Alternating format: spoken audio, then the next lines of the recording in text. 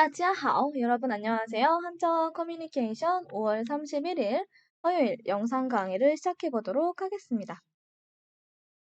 지난 시간에 대면 강의 때 배웠던 내용이 좀 많았는데요. 같이 간단하게 복습을 한번 해볼까요? 자, 우리가 이런 예문을 본 적 있었죠. 오전에 한 사람이 왔다. 上来一个人了. 두 번째, 그의 집에서 닭 한 마리가 달아났다. 他家跑了一只鸡. 자, 근데 제가 이런 문장의 형태는 중국어에서 특수한 구문의 그런 형태라고 말씀을 드렸는데요.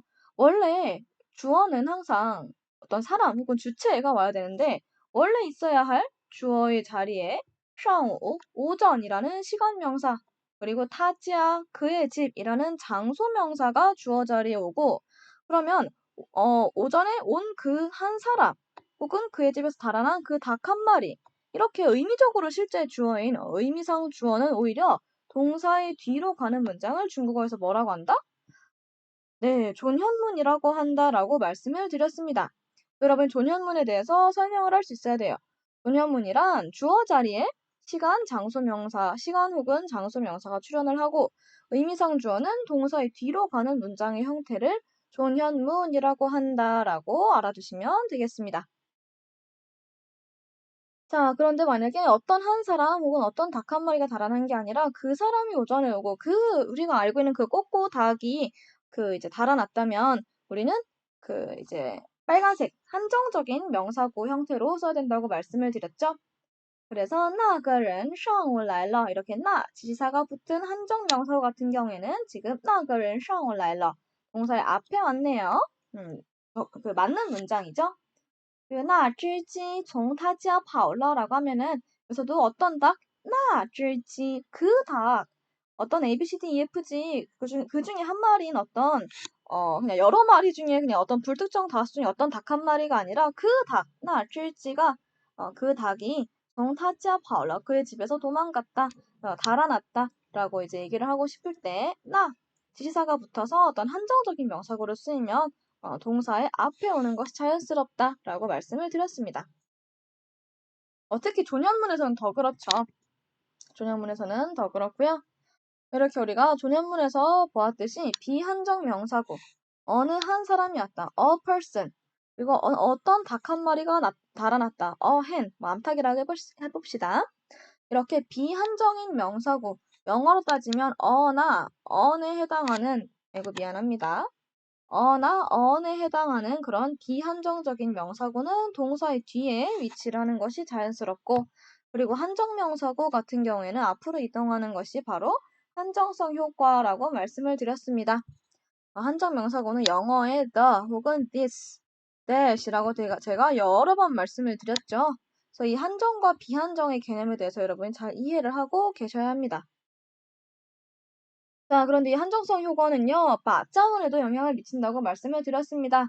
이 바가 끌고 나오는 목적어, 즉 이 바의 뒤에 있는 명사구 같은 경우에는 무조건 빨간색, 즉 한정 명사구여야 된다고 말씀을 드렸어요. 그래서 나는 이 책을 다 봤다. 我把这本书看完了 라고 표현을 할 수는 있는데 我把一本书看完了 나는 어떤 책 한 권을 다 봤다? 라고는 표현할 수 없다고 말씀을 드렸습니다. 그래서 우리가 이렇게 한정성 효과와 그리고 맞자문까지 한번 알아봤는데요. 자, 오늘은 교재 317쪽으로 넘어가서 화제 구문과 바 구문을 한번 비교를 해보도록 하겠습니다. 우리가 방금 얘기했던 바, 뒤에 있는 목적을 앞으로 끌고 나올 때 바 쓰죠? 그리고 화제 구문, 주어 자리 혹은 그 주어 앞에 자리에 내가 이거에 대해서 얘기를 할 건데 라고 해당하는 그 문장이 진술한 대상, 토픽이 바로 화제라고 말씀을 드렸습니다. 이 화제 구문과 바 구문을 한번 우리가 비교를 해볼 거예요. 자, 여러분, 우선 이 화제 구문과 바 구문은 공통점이 있습니다. 바로 빨간색이라는 점인데요. 이 화제 구문과 바 구문 모두 빨간색인 한정 명사구, 한정적인 명사구, 정해진 것, 그것, the, this, that에 해당하는 이 한정 명사구인 목적어를 동사 앞으로 이동시킨다는 면에서는 공통점이 있습니다. 예를 들어서 여러분 화제 구문이라는 것 자체가 내가 이거에 대해서 얘기할 거야 라는 거라는 거 말씀드렸잖아요. 이제 문장이 진술한 대상.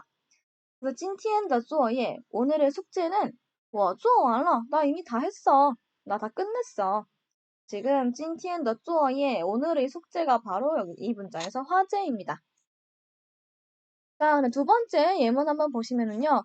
我把今天的作业做完了 라고 되어 있네요. 보시면 제가 강조해서 말씀드렸는데요. 바의 목적어로는 무조건 빨간색 한정명사구밖에 못 온다고 말씀드렸죠. 바가 첫 지문이라서 그렇다고 말씀도 또 드렸었는데요. 그래서 나는요, 今天的作业, 오늘의 숙제를 做完了, 다 했어요. 라고 이런 식으로 표현할 수 있습니다. 그래서 여러분 원래 我做完了今天的作业, 나는 오늘의 숙제를 다 끝냈다라고 일반적인 做完了 다 끝냈어요. 今天的作业 이렇게 중국어의 SVO 기본 원형으로 표현해도 괜찮아요.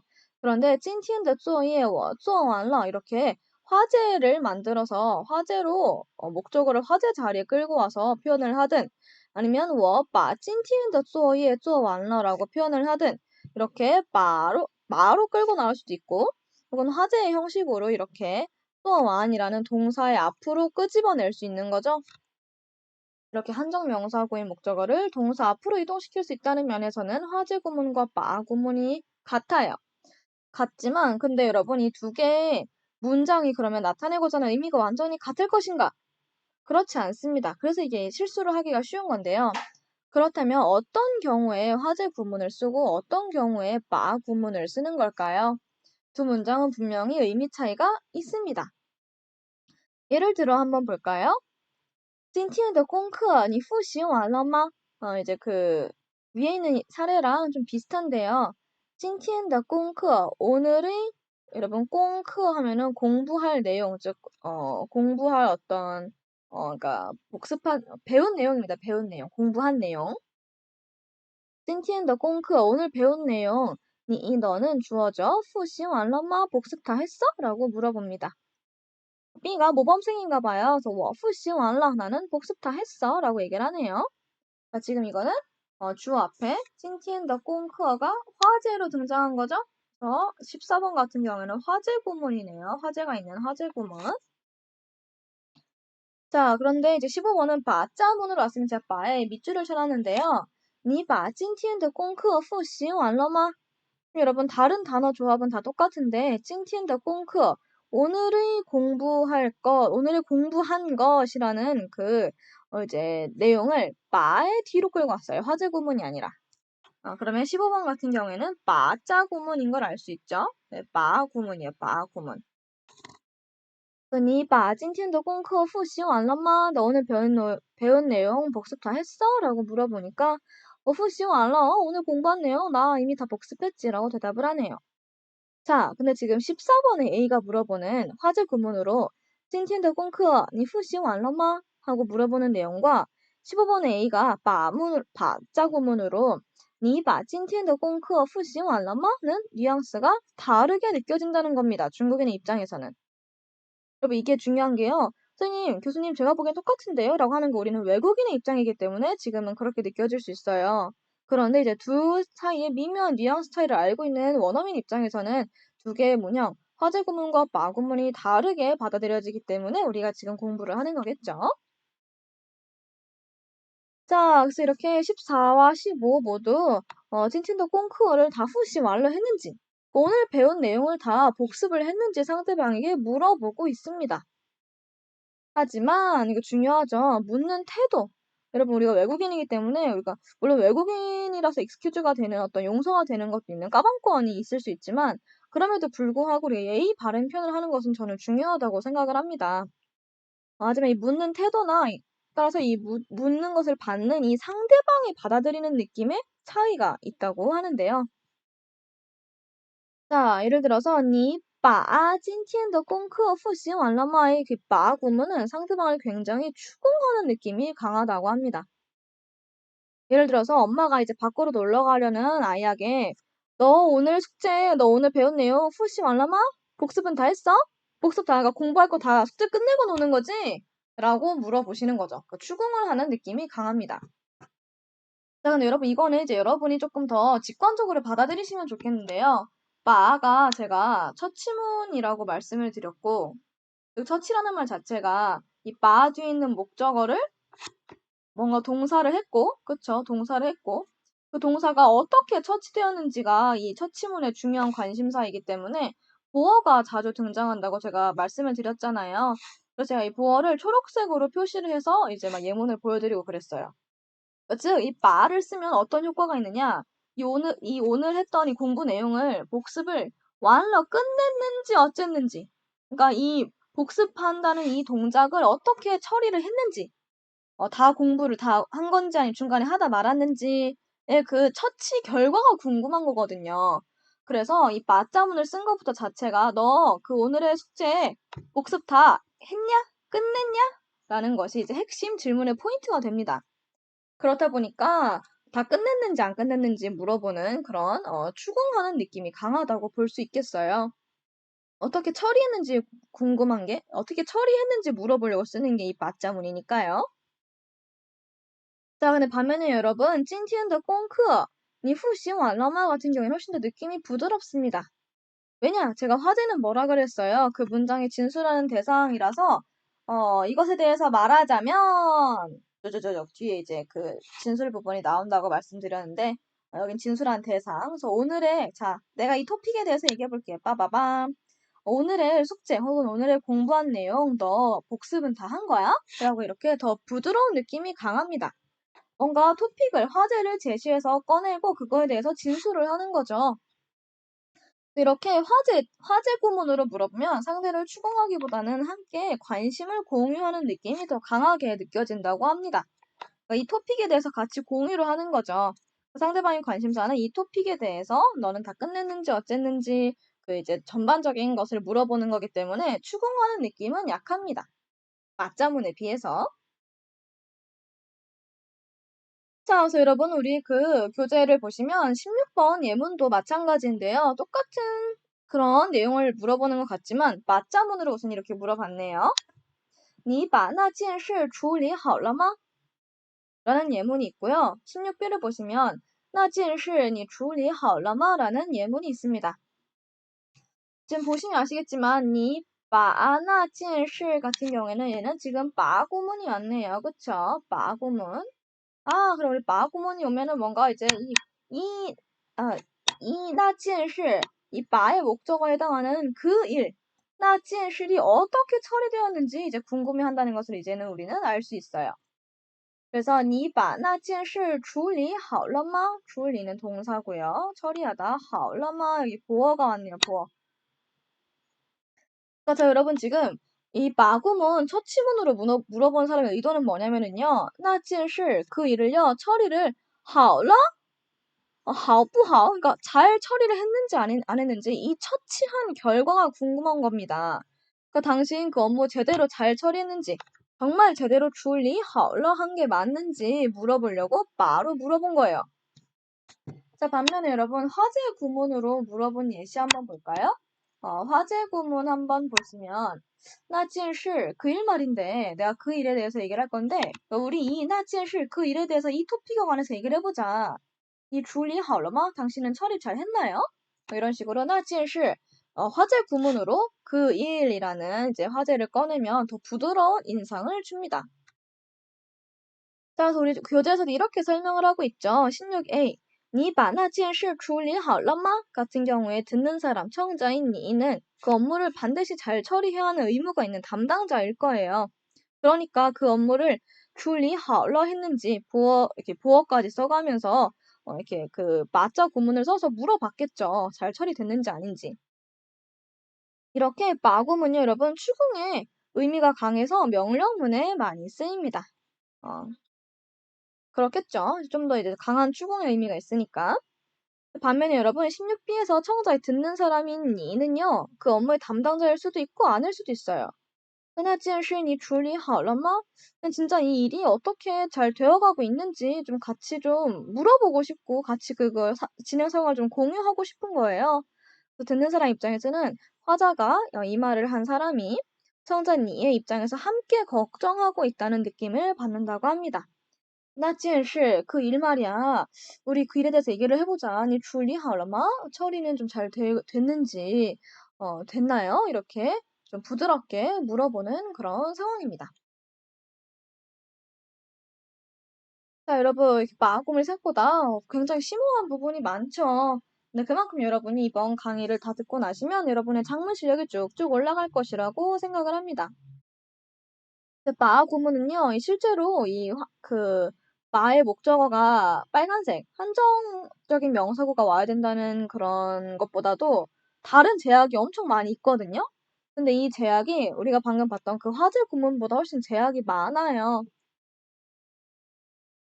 그래서 이 마구문 왜냐하면 첫 지문이기 때문에 그러니까 이 동사로 이 마 뒤에 있는 목적어를 어떻게 처리했다. 그 어떻게 처리했다가 핵심인 문형이 바로 마 구문이에요. 그렇기 때문에 이 마 구문의 동사는요, 여러분. 이 마 뒤에 있는 목적어를 어떤 변화시키거나 이동시키는 처치성이 있는 동사만 이 마 구문에 쓸 수가 있습니다. 여러분, 이런 말은 처음 들어봤을 거기는 매우 어려울 수 있거든요. 그럼 우리 이 문장 같이 읽어볼게요. 마부터 시작. 마 구문은 첫 지문이기 때문에 목적어를 변화시키거나 이동시키는 처치성이 있는 동사만 쓸 수 있다. 라고 꼭 기억을 해두시기 바랍니다. 자, 여러분, 이제 변화, 이동이 다른 그런 거창한 걸 말하는 게 아니라 예를 들어, 먹었다. 다 먹고 잘 먹고 나면 여러분, 있던 게 없어지죠? 주먹밥이 있었는데요. 없었습니다. 혹은 부서뜨렸다. 산산조각 났다. 산산조각 났다. 이런 식으로 변화시키거나 이동시키는 그런, 혹은 양육해서 잘 자랐다. 띠용. 이렇게 어떤 변화나 이동이 있어야 돼요. 이렇게 변화가 있는, 처치성 있는 동사만 쓸 수 있습니다. 그럼 아니 교수님, 그러면 대체 동사에 변화시키거나 이동시키는 의미가 담기지 않은 동사 뭐가 있나요? 예를 들어 한번 볼까요? 知道, 알다, 相信, 믿다. 우리 교재엔 나와 있지 않지만 喜欢, 좋아하다. 이런 동사들은요. 근데 전반적으로 여러분 좀 똑똑한 친구들은 눈치챘겠지만 知道, 알고, 相信, 믿고, 좋아하다. 다 어떤 인지 상태나 심리 상태랑 관련이 있는 그런 동사들은요. 터치성이 없어요. 먹다, 마시다, 뭔가를 이렇게 없어지게 하거나 적극적인 동작이 아니라는 거죠. 뛰다, 이런 게 아니라는 거예요. 애초에 뛰다는 목적어가 필요하지 않지만 인지심리 동사, 내가 그냥 알다. 내가 그것을 안다고 해서 내가 아는 그 대상에 어떤 변화가 있겠어요. 변화가 없죠. 믿는 것도 마찬가지예요. 그냥 내 마음이 믿는 거고요. 좋아하는 것도 상대방을 어떻게 변화시킬 수 없어요. 그냥 나는 어떤 것을 좋아하는 거예요. 그냥 내 마음 상태가 그런 거예요. 그냥 그걸 아는 것도 마찬가지예요. 그냥 내 상태가 알고 있는 거예요. 이렇게 처치성이 없는 동사들은 마 구문을 쓸 수가 없습니다. 이제 이걸 여러분이 작문할 때 굉장히 좀 하시기 쉬운 실수이기 때문에 알아두시면 오류를 줄일 수 있겠죠. 예를 들어서 여러분, 나는 그 사람을 안다라고 표현을 하고 싶으면 我知道那个人. 나는 그 사람을 안다라고 그냥 일반 S, 我, 주어, V, 안다, 동사, 나거는 그 사람이라는 목적어 SVO 구문으로 표현을 해주시면 됩니다. 혹은 여러분 화제 구문은 훨씬 제약이 덜해서요. 나거는 그 사람을요. 我知道 나는 알아요. 이렇게 나거는이라고 화제를 이렇게 문장 앞에 제시해 주셔도 괜찮습니다. 그 문장이 나거는 我知道 하면 틀린 문장이 아니에요. 근데 여러분 여기 지금 그동안 화제 구문 얘기할 때 이런 콤마 없었는데 왜 이 반점이 있나요? 궁금하실 수 있는데요. 지금 화제 뒤에 있는 진술 부분이 조금 짤막한 편이죠. 사실 지금 나그는 워칠따오 같은 경우엔 거의 화제와 진술 부분이 1대1인데 이렇게 그러니까 화제 부분이 진술 부분보다 조금 길어지거나 하는 경우에는 혼란을 줄 수 있어서 얘네가 지금 한 문장인데 나그는 얘가 지금 진술의 대상인 화제입니다. 얘가 토픽이에요. 그 사람이 토픽이에요. 라고 이 반점으로 구분을 해주는 거예요.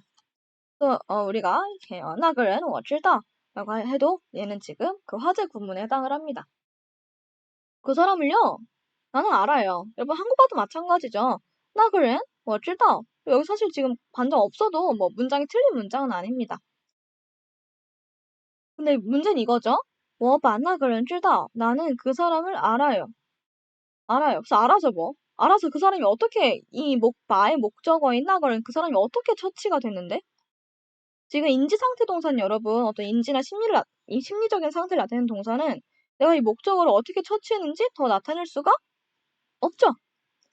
적극적인 동작성이 없는 그런 알다라는 동사 같은 경우에는 내가 이 맞자문을 그래서 쓸 수가 없습니다. 왜? 맞자문은 처치문인데 이 처치문이 어떻게 처치문을 나타낼 수가 없잖아요. 다른 예시 한 번 더 볼까요? 我相信小芳. 나는 샤오팡을 믿어요. 믿어요. 동방신기 노래가 믿어요가 있었는데요. 아무튼 각설하고 죄송합니다. 나는 相信 믿어요. 小芳을 믿습니다. SVO 기본 문형으로 와도 되고요. 혹은 小芳 내가 小芳에 대해서 말할 건데 我相信 나는 믿어요. 이렇게 화제, 주어, 동사로 와도 괜찮습니다. 자, 근데 문제는 이거죠. 我把小芳相信 나는 小芳을 믿어요. 여러분, 小芳도 그렇고요. 나가른도 그렇고 지금 그라는 지시사 분명 붙었고요. 그리고 小芳 고유 명사니까 얘는 무조건 한정적인 명사기 때문에 바의 목적으로 올 수 있는 자격은 되지만 지금 뒤에 오는 동사가 자격이 안 되는 거죠. 자, 믿어요. 네, 믿는데. 그래서 믿어서 이 小芳이 뭐 어떻게 됐는데? 이 인지심리 상태 동사는 이 어떻게 됐는지, 목적어가 어떻게 됐는지의 상태는 나타낼 수 없잖아요. 어떻게 처리됐는지. 왜냐, 여러분, 사실 알다, 믿다, 좋아하다라는 이런 인지심리 상태 동사는 주어의 인지심리 상태를 나타내는 거지. 어떤 목적어에 어떻게 뭔가를 할 수가 없어요. 영향을 미칠 수가 없기 때문에 我把小芳相信 이런 문장은 있을 수가 없습니다. 중국어에서는 비문이에요. 여기서 지금 별표 쳐놨죠? 틀린 문장에 해당을 하기 때문에 여러분 꼭 알아두시기 바랍니다. 자, 여러분 마지막 고비가 남았어요. 이 부분만 지나고 나면 다음 시간부터는 시간 순서 원리랑 다 조금 더 쉽거든요. 여러분 조금만 더 집중을 해볼게요. 자, 그리고 여러분 중국어에서요 정도부어, 상태부어라고도 하는데 이 정도부어가 쓰인 문장에서 목적어는 동사 앞으로 이동을 하게 됩니다. 예문 한번 보시면 他养牛养得很好. 지금 양 기르다란 동사, new 목적어. 동사 한 번 더 반복해주고 뒤에 이제 정도부어 같죠? 자, 그는요 양니오 소를 기르는데요. 养得很好. 아주 그 기르는 상태와 정도가 아주 잘 길러요. 자, 그런데 他把牛养得很好. 그는요 이렇게 그 소를요 养得很好. 아주 잘 기릅니다. 혹은 잘 길렀어요. 이렇게 여러분 어쩌고 지금 조사 떠가 가지고 나오는 보어가 있죠. 얘네 둘 다 지금 보어죠. 근데 만약에 여러분 내가 그는 소를 잘 기른다라고 말하고 싶은데 양도 很好니요 이런 식으로 보어가 너무 이미 길기 때문에 그 뒤에 목적어가 올 수가 없어요. 그래서 이렇게 정도보어가 쓰인 문장에서 목적어는 동사 앞으로 이동을 하게 됩니다. 他把牛养得很好. 목적어가 한정적인 명사고 그 소를 말하는 거라면 마자문이 데리고 나올 거고요. 그냥 그는 소라는 동물 자체를 잘 기른다라고 이렇게 비한정적인 목적어를 데리고 나오고 싶으면 他养牛养得很好. 그냥 이렇게 동사를 한 번 더 반복을 해주는 거죠. 굳이 맞자문이 아니라. 이런 식으로 목적어는 동사 앞으로 이동을 하게 되는데요. 자, 우리 아까 봤던 제가 앞장에서 얘기했던 거랑 조금 어느 정도 맥락이 비슷한데요. 이 보어가, 이번에는 동사가 아닌 이 보어가 의미적으로 동사의 처치 결과를 나타내지 않고 단순히 어떤 주어의 태도나 심리적인 상태를 나타낼 때는 마구문을 쓸 수가 없습니다. 그러니까 아까 얘기했던 것처럼 동사가 처치성이 없어도 쓸 수가 없지만 이 보어가 처치성이 없어도 마구문을 쓸 수가 없는 거예요. 예를 들어 여러분, 他把牛养得很好. 그는요, 소를요, 잘 길렀잖아요. 근데 이 잘 길렀는데, 잘 길러서 소가 꽥 죽을 수도 있고, 很好, 아주 잘 자랄 수도 있고, 무럭무럭 더 커졌을 수도 있고, 이런 식으로 뭔가 어떤 어떤 변화한 결과를 나타낼 수 있는 보어잖아요. 뭐뭐더 很好가. 그런데 예를 들어서, 19번 예문 한번 볼까요?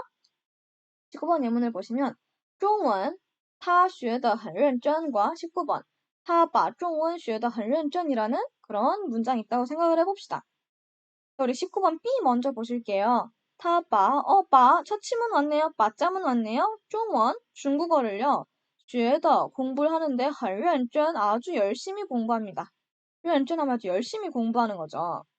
근데 여러분, 이 认真 열심히 하다는 거는 그가 열심히 공부하는 상태를 나타낸 거지, 보어로. 내가 열심히 한다 해서 중국어에 어떤 영향을 미칠 수 있나요?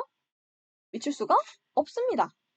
그렇기 때문에 여러분, 내가 이제 보어로 뭐뭐다 很认真 이런 식으로 어떤 태도를 나타내거나 심리적인 상태를 나타내는 보어를 가지고 나올 때는 마구문을 19번 B처럼 쓸 수가 없어요. 자, 근데 이제 이런 같은 말을 나타내고 싶을 때 화제 구문은 이러한 제약이 없기 때문에 훨씬 자유롭게 쓸 수가 있습니다. 중원, 중국어는요, 他学得很认真. 그는 굉장히 중국어 열심히 공부해요. 중원, 중국어에 관해서라면 他学得很认真. 아우, 그 사람이 굉장히 열심히 공부를 합니다. 라고 표현하는 건 가능하다, 괜찮다 이 말이에요. 자, 그 다음 20A, B도 한번 비교를 해볼까요? 20B 먼저 볼게요. 我把他的意思听明白了. 他的意思, 그의 의미를요, 그의 뜻을, 그가 말하는 바의 어떤 의미를 지금 처치문이네요. 그럼 이제 그가 말하는 바를 어떻게 처치했는지 볼게요. 听明白了. 근데 여러분, 听, 듣다라는 동사 왔고요. 明白라는 지금 결과보어가 온 거거든요. 결과보어. 결과보어. 지금 听明白를 들어서 여러분 이해한 게 내가 들어서 이해한 건데, 주어인 내가 들어서 이해한 건데, 그의 뜻에 뭔가 내가 이해했다고 해서 그의 뜻에 어떤 변화를 줄 수 있나요? 줄 수 없죠. 그렇기 때문에 타드이스 팅밍바일러는 쓸 수 없고 대신에 화제문으로는 쓸 수 있습니다. 타드이스, 그의 뜻을요, 팅밍바일러, 나는 다 이해했어요. 이렇게 보어의 민바가 이해하다라는 그런 어떤 주어의 상태적인 심리적인 상태만을 나타내는 보어는 올 수 없다는 얘기예요. 근데 여러분 지금 조금 어려운 내용을 했는데, 그러니까 한마디로 말해서 여러분, 동사든 혹은 보어든 이 마구문에서는 처치성이 없으면 쓸 수가 없다 이 말입니다.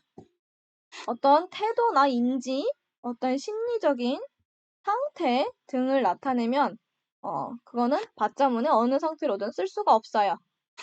그렇게 이해하시면 되겠습니다. 여러분 조금만 더 볼게요. 이거는 좀 받아들이셔야 되는데요. 중국어에서 경험을 나타내는 문장에서는 바 구문을 쓸 수가 없습니다. 예를 들어서 他没吃过这种菜.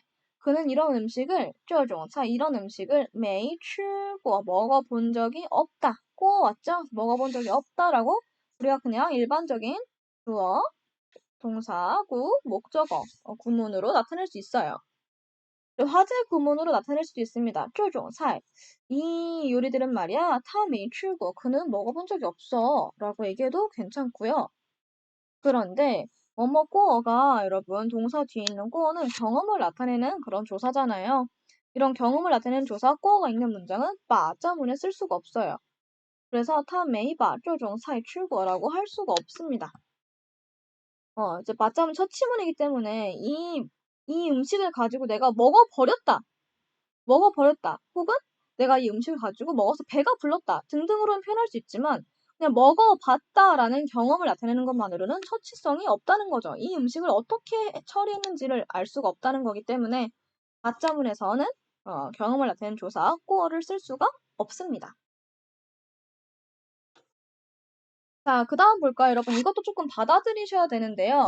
동사가 어떤 제거가 아니라 취득, 뭔가를 얻는 것의 의미를 나타내는 경우에도 마구문보다는 화제 구문이 자연스럽다고 합니다. 예문을 한번 볼까요? 죄송해요. 자, 이 취득했다는 의미 자체가 여러분 취득이 뭐예요? 자격증 취득, 뭔가 이렇게 얻었다잖아요. 얻었다. 뭔가 이제 없었던 게 있었어요. 라는 하는 그런 취득했다는 의미 자체가 이 마구문이 뭔가 있었는데 이거를 뭐 먹었든 부서뜨렸든 잘 길렀든 이렇게 어떤 뭔가를 처치했다는 것, 어떤 성질과 모순이 되기 때문에 그냥 난 가만히 있었는데 이렇게 휙 얻었다는 게 이 처치성과는 반대되는 그런 모순이 되는 개념이기 때문에 취득의 의미를 나타내는 동사는 마구문에 잘 쓰이지 않는다라는 걸 알아두시면 되겠습니다. 하지만 화제 구문은 뭐 동사의 어떤 취득의 의미가 있든 제거의 의미가 있든 이러한 제약이 없어서 상관이 없다라는 건데요, 여러분. 자, 취득의 의미가 있는 동사 우리 예문 두 가지 한번 보도록 하겠습니다. 제가 노란색으로 표시를 해놨는데요. 예를 들어서 那封信, 그 편지는요, 他已经收到了. 그 사람은 已经 벌써 收到了. 여러분, 收 구체적인 물건을 받으면 收 이렇게 일성 이한자를 써야 되죠? 그 편지는 그는 이미 받았어요. 他收到了. 이렇게 화제 구문을 써주는 건 괜찮습니다. 그런데 他已经把那封信收到了. 여러분 이렇게 맞자문을 쓰면 그 편지를 받아서 뭘 어떻게 했는지 처치하는 내용이 나와야 되는데 그냥 가만히 있었는데 나는 가만히 있었는데 그 사람은 편지를 띡 받은 거죠. 없었는데요. 있었습니다.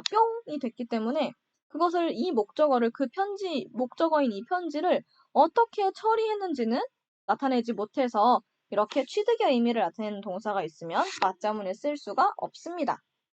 대신 이렇게 22A 형식처럼 화제 구문으로는 쓸 수 있어요. 예시를 하나 더 볼까요? 他已经把那本书买了. 23B를 보시면은 그는 이미 벌써 그 책을 샀어요. 샀다. 그 책이라는 지시사 왔고 한정적인 그런 목적어 왔으니까 맞자문을 쓸 수 있겠네라고 할 수 있겠지만 여기서 목적어가 문제가 아니라 말러 샀다라는 동사가 문제가 되는 겁니다. 여러분 내가 그냥 돈을 지불하면 띡 해가지고 나에게 어떤 물건이 빠밤 그 책이 생기죠. 내가 그 책을 취득을 하게 됩니다. 여러분 근데 사실요 교수님 제가 이 책을 사려고 얼마나 알바를 열심히 하고 돈을 열심히 모았는데요 라고 생각하면 안 돼요. 그러니까 지금 문법적으로 우리가 생각을 했을 때는 그런 어떤 앞뒤 맥락을 생각하기보다는 그냥 그 동사 자체의 의미적인 성질만을 생각하셔야 되거든요. 이게 참 그렇게 참 받아들이기 어려운 부분들도 많이 있는데 중국 사람들은 그렇게 생각을 한다는 겁니다. 내가 그 책을요 사서 뭐 어떻게 했는지 아니면 차라리 뭐 팔아버렸다는 괜찮아요. 근데 그걸 어떻게 팔아버리는 처리를 한 거잖아요. 근데 샀다라는 것은 나는 지금 가만히 있었는데 뿅 돈만 내니까 책이 뿅 하고 취득이 됐네. 그래서 그 책을 어떻게 내가 처리했는지 나타낼 수 없어서 이 사다라는 동사도 취득의 의미를 나타내기 때문에 처치문에 쓰일 수가 없습니다. 네, 처치문이라는 말이랑 모순이 되는 거죠. 대신에 화제 구문으로 쓰면 이러한 그런 제약이 없어서 那本书 그 책은요 他已经买了 그는 이미 샀어요. 그거 이미 벌써 사갔어요 라고 화제 구문으로 표현을 할 수가 있겠습니다. 자 여러분 엄청 열심히 달렸는데요. 뒤에 마무리하는 그런 부분 한번 살펴볼게요. 321조 이제까지의 부분부터 한번 읽어보시고요. 자, 아까 우리가 앞에 2페이지에서 봤던 것처럼 화제 구문은 어떤 한정성, 그러니까 빨간색으로 표시한 한정적인 명사구가 이제 화제 자리에 와야 한다는 그런 제약 외에는 따로 특별한 제약은 없었는데요. 마구문은 굉장히 제약이 아주 많고 다양했습니다. 아주 그냥 뭐 동사가 처치성이 없어도 안 되고 뭐 보어도 처치성이 없어도 안 되고 이런 식으로. 여러분 마자의 핵심은 처치성이라는 걸 알 수 있죠. 어떤 목적어를 어떻게 처리했다, 어떻게 처치했다를 나타내고자 한다는 게 핵심입니다. 이렇게 이런저런 제약이 많다 보니까 여러분 아무래도 마구문보다는 화제 구문이 중국인의 일상 대화에서 더 많이 쓰이고요. 자, 이렇게 지금까지 살펴본 바와 같이 한정성 효과는요, 맞자문도 그렇고 화제 구문도 그렇고 중국어 문장 구성에 굉장히 깊숙하게 관여를 합니다. 따라서 우리가 화제 구문 혹은 존연문 어떤 장소에 뭐가 있었어요 혹은 없었어요를 나타내는 그 존연문 혹은 마구문에 대해서 이해를 하려면 반드시 이 한정성 효과에 대해서 잘 이해를 하고 있어야 되겠습니다. 자, 간단하게 공지하고 마무리 짓도록 할게요. 우리 한편 고전 지난 시간에 했던 111에서 120번까지 6월 1일 목요일 자정까지 후보로 카톡방에 올리시면 되고요. 드디어 마지막 한편 고전입니다. 여러분 너무너무 한 학기 동안 고생 많았어요. 그리고 우리가 다음 대면 시간에는 시간 순서 원리와 어순부터 나갈 건데요. 지금까지 했던 내용보다는 훨씬 쉬우니까 훨씬은 아니어도 조금 더 수월하니까 너무 부담 갖지 말고 오시면 좋겠습니다. 오늘 강의 여기까지 하도록 할게요. 고생 많았습니다.